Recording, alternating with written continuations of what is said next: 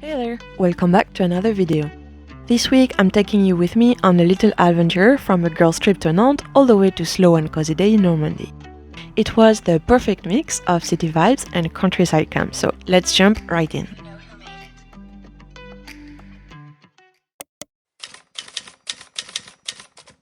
I started off in London and hopped on the Eurostar to Paris. From there, I had to switch train station, which is always a bit of a mission in Paris, before catching a train from Montparnasse to Nantes. The leg takes about 2 hours, so in total is roughly 5 hours door to door from London. Not too bad.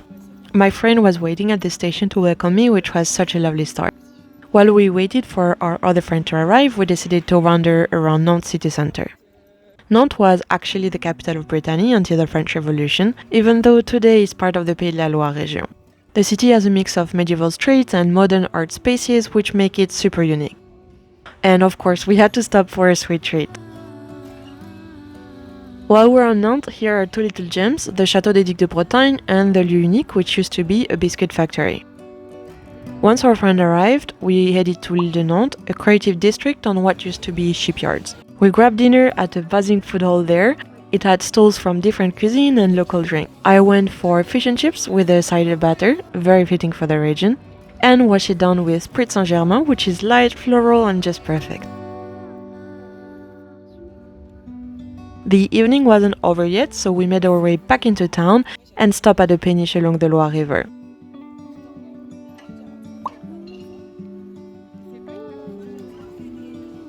I ordered a pisco sour, one of my favorite cocktails, and honestly, it was the perfect way to end the night.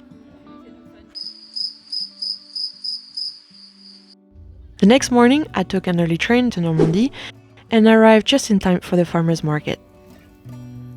Honestly, this is one of my favorite parts of being in France. Farmers' markets here are not just about buying food, they're really part of the rhythm of life.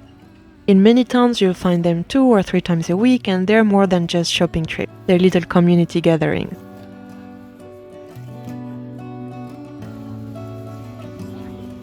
My grandma, for example, has her own routine. She goes to the same market every week, always stops by the same cheese vendor, chats with the vegetable lady, and usually comes home with a bag full of fresh produce.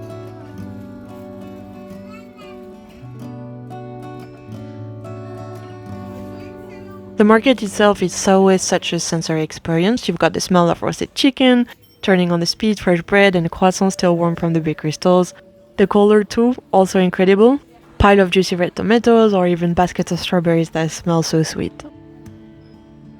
And then there are the local specialties. In Normandy, for example, you often see a bottle of ciders from nearby apple orchards or big wheel of camembert.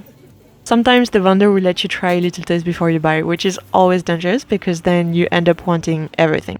We wandered from stall to stall, picking up bread as well as fruit and vegetables for the next few days. And of course, we couldn't resist getting some fresh local mussels for dinner. Mussels are such a Normandy staple, especially near the coast, and they always taste better when you buy them straight from the market that morning. Back home, we had a simple sunny lunch outdoors. Nothing fancy, just good food and fresh air. That afternoon, I went for a countryside walk with my parents' dog. We stopped to say hello to some cows because honestly, who can resist those curious faces? It's those little countryside moments that always make me slow down and smile. Later that evening, we cooked a mussel with butt. We made them with shallot and a splash of white wine. Normally, they're served with fries, but we skipped that this time. The next day started in the most peaceful way, with me trimming a big pile of fresh green beans. They were so thin that it took a while, but honestly I found that kind of activity relaxing. It's the kind of task that lets your mind wander while your hands just get on with it. For lunch we had those green beans alongside a piece of beef that my dad cooked on the barbecue, which was amazing. After lunch I enjoy a coffee in the sun. In the afternoon I took the dog for another walk, this time through poppy and wheat fields. She was completely overstimulated by all the nuisance. Afterward, I decided it was time to really slow down, so I set up the hammock in the garden. The sun was still high, there was a soft breeze, and it felt like the perfect excuse just to do nothing for a while. I grabbed my book, the 3rd installment of the Thursday's Murder Club series, and dived right back in. I absolutely devoured it. This series is just so witty and charming. I cannot wait for the movie adaptation and the next book to be released. After a few restful days, it was time to head back to London. I took the train back to Paris. My brother kindly came to meet me for coffee near the station before my Eurostar.